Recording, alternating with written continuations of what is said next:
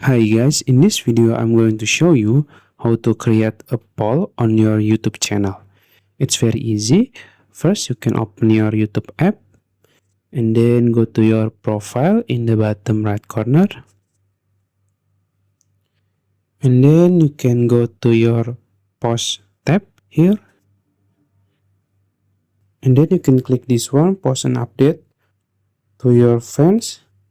And then in the bottom left corner there is poll icon, you can click it. And you can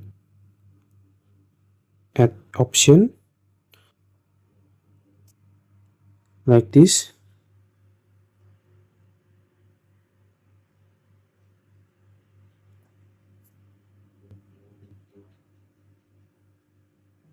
Like this, and you can type your question.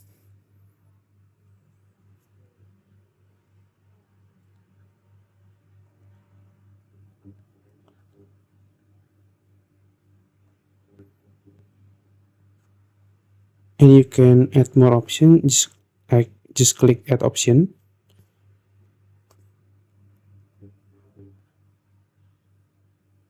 And after that you can click post on the top right corner.